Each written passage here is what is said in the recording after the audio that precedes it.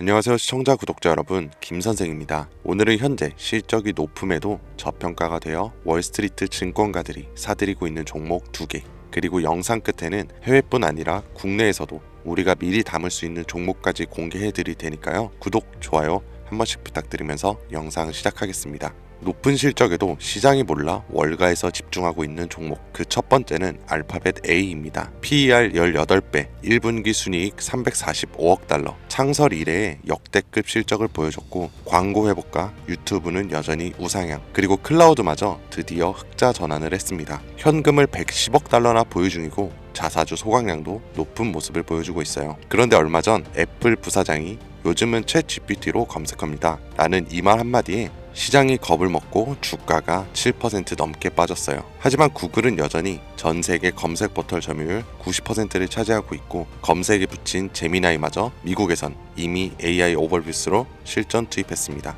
이미 수많은 실적으로 쌓아온 데이터를 기반으로 추가 AI도 개발 중이에요. 즉 실적, 기술, 시장 점유율 다 있는 회사의 주가가 저렴해진 거고, 월가에선 성장형 가치주로 판단하고 있는 거죠. 다음으로 데커스 아웃도어입니다. 러닝화의 대세는 더 이상 나이키, 아디다스가 아니라 후카가 주도하고 있어요. 러닝크루, 고소득층, 핑크텍스 전부 몰리는 중이죠. 그 결과 매출은 30%씩 성장 중이고, 겨울이면 품절은 기본이라는 어그 브랜드도 이 회사 소속입니다. 실적 발표는 매출 18억 달러에 순이익만 3억 달러, PER이 19배나 돼요. 그런데도 작년에 재고가 조금 있었다고 주가가 반토막이 나버린 겁니다. 자사주는 계속 매입 중에 있고 브랜드 가치는 여전하기 때문에 월가에서는 225달러를 목표가로 보고 있어요. 그냥 50% 할인 중인 가치주인 거죠. 그런데 이런 정보들이 우리한테 도착하는 시점은 언제일까요?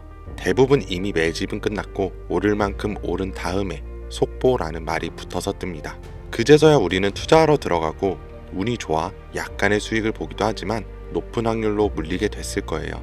반대로 초기 투자자들은 만원이 100만원, 100만원이 1억이 되는 수익을 보기도 하는데 말이죠. 그리고 늘 똑같은 이야기를 합니다. 자산가나 기업가들은 정보가 빠르니까 돈을 버는 거지, 나도 그 조건이었으면 벌었을 텐데.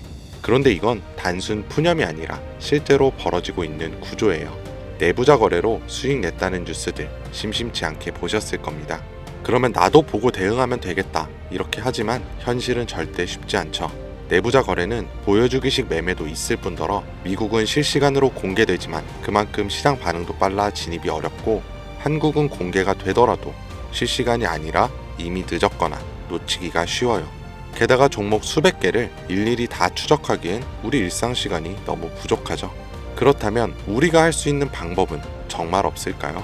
시간을 다 쓰지 않으면서도 돈이 몰리는 곳을 먼저 볼 수 있는 방법, 더 이상 현실 탓과 후회를 하지 않을 수 있는 그 방법을 지금부터 하나하나 알려드릴 테니 영상 끝까지 시청해주세요.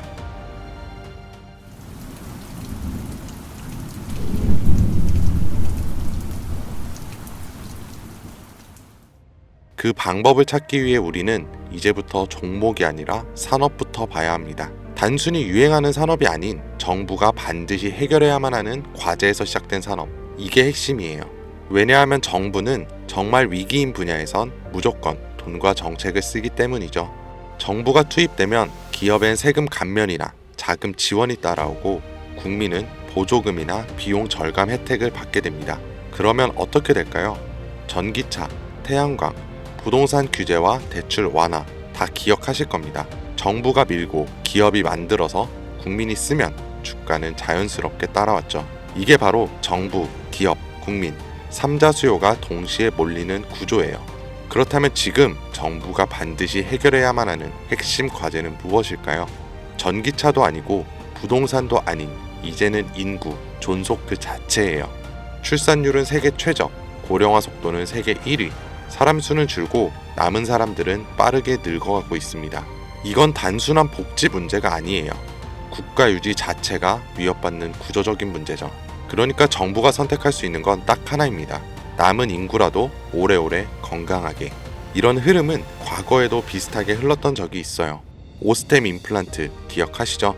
1990년대 후반, 2000년대 초반까지만 해도 해외 임플란트는 비싸고 보험도 안 되고 대중 인식도 낮았습니다.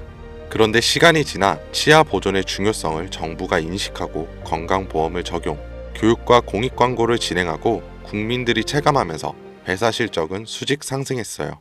이게 바로 국가 과제에서 제도화로, 제도화에서 수익화로 이어지는 패턴이고, 지금 제약 산업도 당시의 오스템 구조를 그대로 따라가고 있습니다. 고령화 저출산, 말은 15년 전부터 들으셨죠? 여러분들은 그때 심각하게 생각하셨나요? 그런데 요즘은 허구한 날 뉴스에 나오는 게 인구 소멸 이야기입니다. 외국에서는 대한민국이 없어진다고까지 말을 하니까요. 이런 환경에서 코로나, 치매, 암, 희귀질환, 만성병, 점점 병은 많아지고 의료비는 매년 최고치를 갱신 중에 있어요. 그런데 문제는 해결책의 기반인 이 제약이 기존의 방식으로는 아무리 노력해도 답이 안 나온다는 거예요. 약을 하나 개발하는데 평균 10년에 1조 원이 넘는 비용, 그에 반해 성공 확률은 10% 채 되지가 않아요. 시간과 돈, 리스크, 모든 게 비효율적이라는 거죠. 정부도 알고 있고 기업도 알고 있습니다. 그래서 지금 이걸 한 번에 바꿔버릴 수 있는 구조가 필요했고, 그 대안으로 등장한 게 바로 AI 기반 신약 개발입니다. 후보 물질을 기존보다 수십 배 빠르게 선별하고 임상 실패 가능성도 사전에 예측할 수 있는데 약값까지 낮출 수 있으니까요. 이건 단순히 기술의 진보가 아니라 정부 입장에선 문제를 해결할 수 있는 정책적 해답이면서 기업 입장에선 실적을 뽑아낼 수 있는 수익형 엔진이고, 국민 입장에선 의료 부담을 줄여주는 생활형 혜택입니다. 정부와 기업, 국민 이 3자 수요를 동시에 얻는 구조, 지금 AI 신약은 그 중심에 정확히 서 있어요. 그리고 중요한 건 지금 우리가 논리로 이해하고 있는 이 흐름을 미국 시장은 이미 돈으로 반응하고 있다는 거죠. AI 신약 개발과 관련해서 내부자 매수가 실제로 이루어진 기업들이 있습니다. 미네랄리스, 이뮤노코어, 그리고 슈레딩거. 이 중에서 대표적으로 슈레딩거는 AI로 신약 후보 물질을 자동 선별하고 임상 성공 가능성까지 예측하는 플랫폼 회사예요. 그런데 놀라운 건 아직 실적이 본격적으로 나오지도 않았는데 임원들이 먼저 사기 시작했고, 주가는 최근 몇 달 사이 2배 가까이 반등했습니다. 이건 SEC 공시 자료만 보더라도 실제 매수 기록이 꾸준했던 걸 확인할 수 있고, 기관들도 따라붙는 모습들이 보여요. 네, 이건 더 이상 저만의 전망이 아닙니다. 실제 벌어지고 있는 시장 반응이에요. 그렇다면 우리에게 남아있는 건 하나죠. 이 흐름이 아직 본격적으로 움직이지 않은 국내 기업들 중에 어디에 도달할지 확인하는 것, 그리고 이 국내 기업들이 지금껏 보여준 정책과 기업, 국민 모든 요소가 이루어질 때 40%, 80%, 170% 그 이상의 상승은 이 영상을 먼저 보신 분들의 몫이겠죠.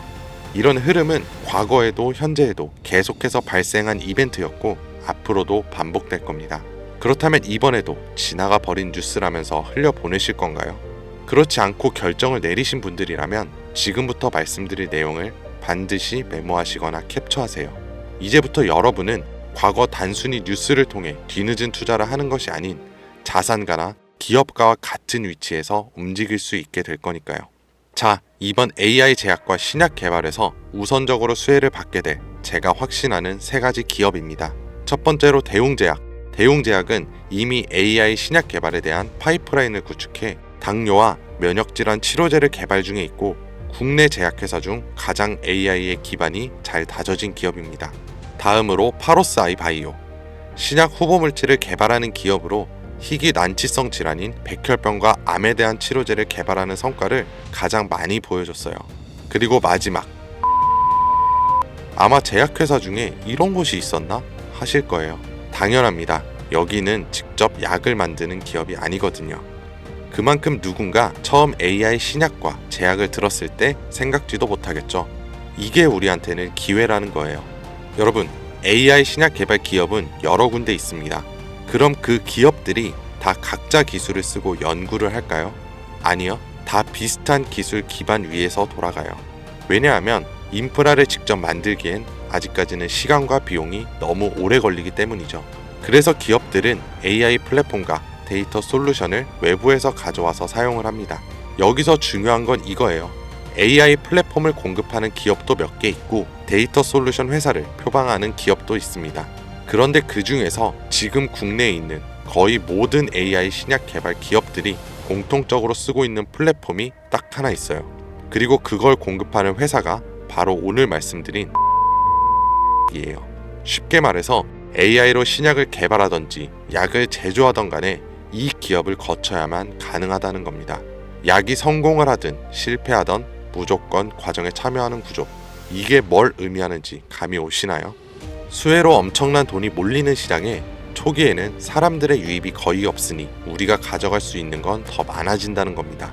그런 만큼 초기 투자자처럼 뉴스로 접하는 사람보다 높은 수익은 물론 수십 배, 수백 배의 수익까지 볼 수 있겠죠. 그래서 만약 제가 처음부터 영상에서 기업 명과 내부자 정보를 공개한다면 우리의 매수 단가가 높아질 수 있겠죠. 그래서 영상을 지금까지 시청하신 분들에게만 공개하려고 합니다. 화면에 나오는 010-2452-3544, 010-2452-3544로 내부라고 문자 남겨주시면 제가 조사한 자료와 정보 모두 전달해 드릴게요. 물론 선택은 여러분의 몫이에요. 믿기 어려울 수도 있고 정말 확신이 가실 수도 있겠죠. 하지만 과연 수십 수백억의 자산가와 기업의 임원들이 손해를 볼 거라고 생각하시나요? 저는 그런 일은 지금까지 한 번도 없었고 앞으로도 절대 없을 거라고 확신합니다. 그러니까 큰돈이 아닌 10주, 아니 한 주라도 이렇게 지금 기회가 있을 때 미리 알아두시고 나중에 기사화돼서 소식이 들려올 때 아 맞았었네, 진짜였구나 하시면서 그때 더 투자를 하시던 멈추시던 결정하시면 된다는 거예요. 어차피 아무것도 하지 않으면 지금과 달라지는 건 아무것도 없습니다. 긴 영상 시청해주셔서 감사드리고 지금까지 김 선생이었습니다.